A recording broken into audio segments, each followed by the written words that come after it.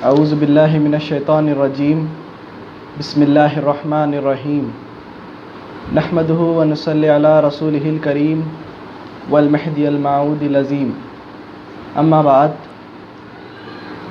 جیسا کہ میں نے اپنے سب سے پہلی ویڈیو میں یہ کہا تھا کہ اس ماہ محرم میں 1 محرم سے 10 محرم تک میں آپ کے سامنے کچھ ایسی ویڈیوز گوشے گزار کروں گا جس میں کربلا کے واقعات ہوں گے، اور میری بات کے مطابق پچھلے 9 دنوں میں نے ایک کوشش کی ہے کہ چند واقعات جو امپورٹنٹ جو واقعات ہیں وہ واقعات آپ کے سامنے پیش کر سکوں۔ اور آج 10 محرم کے دن میں شہادت امام حسین اور تمام اہل بیت اطہار کی شہادت کا ایک واقعہ آپ کے سامنے پیش کروں گا جو 10 محرم کو پیش آیا تھا۔ ماہ محرم کے آغاز کے ساتھ ہی شہدائے کربلا کا غم مسلمانوں کے دلوں میں تازہ ہو جاتا ہے۔ یہ وہ شہادت ہے جس نے اسلام کے پرچم کو بلند کیا اور دین حق کی سربلندی کو اس شہادت نے یقینی بنایا ہے۔ شاعر مشرق علامہ اقبال نے کیا خوب کہا ہے کہ قتل حسین اصل میں مرگ یزید ہے، اسلام زندہ ہوتا ہے ہر کربلا کے بعد۔ اللہ کا لاکھ لاکھ شکر احسان ہے کہ اس نے ہمیں امت محمدی اور مصدق امام الکائنات بنایا ہے، لیکن یہ دین ہم تک آسانی سے نہیں پہنچا ہے۔ اس کے لیے حق و باطل کے معرکے ہوئے اور کئی مسلمانوں نے اپنی جانوں کی قربانی دی، اور ان میں سب سے عظیم قربانی شہدائے کربلا کی ہے۔ امام حسین ابن علی رضی اللہ تعالیٰ عنہ اور تمام جانثاران حسین نے میدان کربلا میں جو مصیبتیں جھیلی ہیں اور جو صعوبتیں برداشت کی ہیں، اگر اس کا معمولی سا حصہ بھی ہم پر پڑ جائے تو ہم چلانے لگیں گے، ہم چیخ اٹھیں گے، لیکن دین حق کی سربلندی کے لیے امام حسین اور تمام جانثاران حسین نے اس شہادت کو اپنے گلے لگایا۔ آج بڑے بڑے دعوے کیے جاتے ہیں، رضوان اللہ علیہ کے درمیان تفریق ڈالنے کی کوشش کی جاتی ہے۔ امام حسن اور امام حسین رضی اللہ تعالیٰ عنہ اور اولاد علی کرام اللہ وجہ اور فاطمۃ الزہرا رضی اللہ تعالیٰ عنہا سے محبت اللہ کے رسول کی سنت ہے۔ نواسۂ رسول امام حسن اور امام حسین رضی اللہ تعالیٰ عنہ، جنہیں کم سنی کی عمر میں ہی جنت کے نوجوانوں کی سرداری مل گئی، اللہ نے ان کے نام رکھے اور رسول اللہ صلی اللہ علیہ وسلم سے ان کو حسن اور حسین کے نام دیے گئے۔ اپنے نواسوں سے حضرت محمد مصطفیٰ صلی اللہ علیہ وسلم کی محبت کا اندازہ اس بات سے لگایا جا سکتا ہے کہ جب کمسین لڑکھڑاتے ہوئے حسن اور حسین مسجد میں داخل ہوتے تو حضرت محمد مصطفیٰ صلی اللہ علیہ وسلم اپنے خطبے کو روک دیتے، ممبر سے نیچے اتر کر صحابہ اکرام کو چیرتے ہوئے اپنے لخت جگر کے پاس پہنچتے اور انہیں اپنی آغوش میں لے لیتے۔ آپ کی اپنے نواسوں سے محبت کا اندازہ اس بات سے بھی لگایا جا سکتا ہے کہ کبھی فاطمہ کے لال کے لیے اونٹ بن جاتے تو کبھی اپنے صحابہ اکرام سے کہتے کہ جنہوں نے حسن اور حسین سے محبت کی انہوں نے مجھ سے محبت کی، اور جنہوں نے ان سے دشمنی کی اس نے مجھ سے دشمنی کی۔ اہل و عیال کے لیے وقت نکالنا، گھر والوں کے لیے وقت نکالنا حضرت محمد مصطفیٰ صلی اللہ علیہ وسلم کی سنت ہے۔ میرے آقا جو اس دنیا کی سب سے عظیم اور مصروف ترین ہستی ہیں، اپنے نواسوں کے لیے وقت نکالتے اور ہر روز بی بی فاطمہ رضی اللہ تعالیٰ عنہا کے گھر تشریف لے جاتے اور اپنے نواسوں کو اپنی پشت مبارک پر سوار کر گھر کے چکر لگاتے۔ ایک بار کا واقعہ ہے جب حضرت محمد مصطفیٰ صلی اللہ علیہ وسلم اپنے نواسوں کو اپنی پشت مبارک پر سوار کر گھر کے چکر لگا رہے تھے تو جابر بن عبداللہ کی نظر آپ پر پڑتی ہے اور آپ فرماتے ہیں کہ یا رسول اللہ اتنی بہترین سواری، تو رسول اللہ صلی اللہ علیہ وسلم فرماتے ہیں کہ اتنے بہترین سوار۔ مسلمانوں اس بات کا اندازہ لگائیے کہ وہ سواری کیسی ہوگی جس میں نبی کریم حضرت محمد مصطفیٰ صلی اللہ علیہ وسلم سواری ہیں اور ان کے لخت جگر سوار ہیں۔ میدان کربلا میں خاندان رسالت ذبح ہو رہا تھا اور امام حسین ابن علی رضی اللہ تعالیٰ عنہ صبر کی تصویر بنے کھڑے تھے اور ہر دم یہ پیغام دے رہے تھے کہ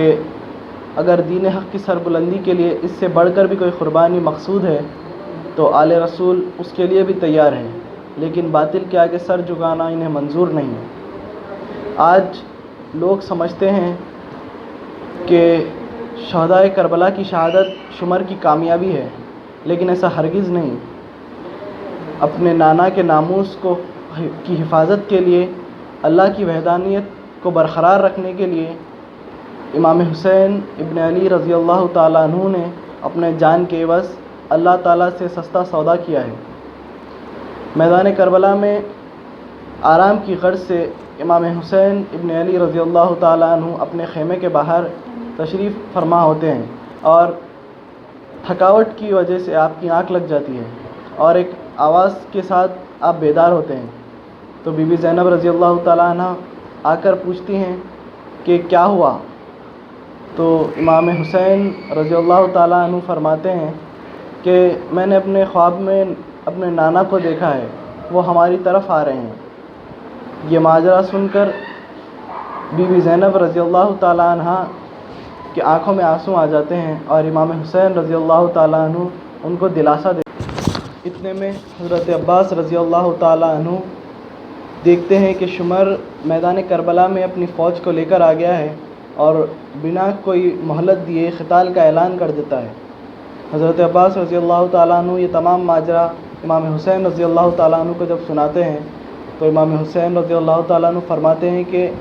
شمر سے کہہ دو کہ قتال آج رات ملتوی کر دے تاکہ میں کچھ عبادت و وصیت اور توبہ و استغفار کر لوں۔ بہرحال قتال ملتوی ہوا اور امام حسین رضی اللہ تعالیٰ عنہ اپنے تمام لواحقین کو جمع کرتے ہیں اور ان سے مخاطب ہو کر کہتے ہیں کہ اے لوگوں، میں ان کو اپنی اجازت دیتا ہوں جو جانا چاہتے ہیں وہ رات کے اندھیرے میں کہیں غائب ہو جائیں تاکہ کل صبح جب دشمن کا سامنا ہو تو وہ مجھے اکیلا پائیں اور میرے قتال پر اکتفا کر لیں اور آپ تمام بچ جائیں۔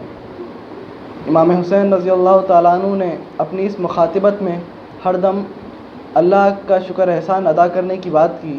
اور اپنی اہل بیت اطہار کو ثابت قدم قرار دیا۔ 10 محرم کی شب، جسے عاشورے کی شب بھی کہا جاتا ہے، جمعے کا دن تھا۔ شمر لشکر لے کر میدان کربلا میں آیا اور امام حسین رضی اللہ تعالیٰ عنہ کے ساتھ 72 اصحاب تھے۔ امام حسین رضی اللہ تعالیٰ عنہ میدان کربلا کے وسط میں پہنچ کر شمر کے لشکر سے مخاطب ہو کر کچھ الفاظ فرماتے ہیں۔ آپ فرماتے ہیں کہ اے لوگوں، میری بات سنو، جلدی نہ کرو تاکہ میں میرا حق نصیحت ادا کر سکوں اور یہاں آنے کی وجہ بتا دوں۔ اگر آپ کو میرا عذر قبول ہے اور میری بات کو سچا جانو اور میرے ساتھ انصاف کرو تو آپ کے پاس میرے قتال کا کوئی راستہ نہیں، اور اگر آپ کو میرا عذر قبول نہیں ہے تو طے کرو اپنا کام اور جمع کرو اپنے شریکوں کو اور کر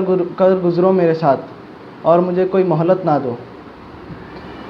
کئی علماء لکھتے ہیں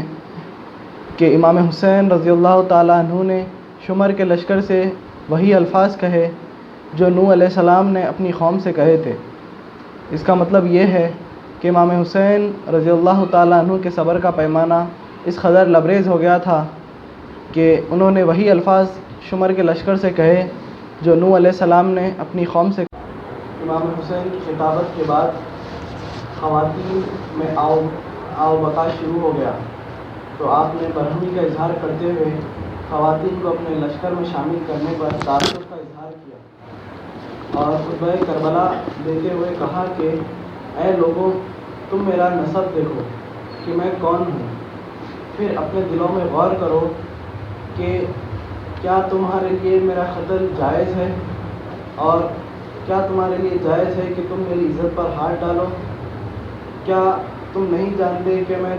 نبی کریم حضرت محمد مصطفیٰ صلی اللہ علیہ وسلم کی بیٹی کا بیٹا ہوں؟ کیا میں اس باپ کا بیٹا نہیں ہوں جو رسول اللہ صلی اللہ علیہ وسلم کے چچازاد بھائی ہیں؟ کیا سید الشہداء حمزہ میرے والد کے چچا نہیں ہیں؟ کیا جعفر طیار میرے چچا نہیں ہیں؟ کیا نبی کریم صلی اللہ علیہ وسلم کی وہ حدیث تم تک نہیں پہنچی جس میں میرے نانا نے کہا ہے کہ میں اور میرا بھائی حسن جنت کے نوجوانوں کے سردار؟ میدان کربلا میں امام حسین رضی اللہ تعالیٰ عنہ کی خطابت کو طویل ہوتا دیکھ کر شمر کے لشکر نے اہل بیت اطہار کے قافلے پر چاروں طرف سے حملے شروع کر دیے۔ فوج یزید نے اس ڈر سے کہ کوفی والوں کی تحریروں پر مشتمل خطوط جن پر ایک ایک فرد کی دستخط و نام تھے ابن زیاد کے ہاتھ لگ جائیں تو وہ انہیں قتل کر دے گا، اس ڈر سے ان لوگوں نے تمام خیموں کو نظر آتش کر دیا۔ تیروں اور تلواروں کے سائے میں جب امام حسین اور اہل بیت اطہار نے نماز ظہر ادا کی اور ایک کے بعد ایک تمام جانثاران حسین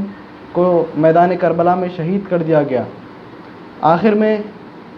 جب معصوم علی اصغر بچے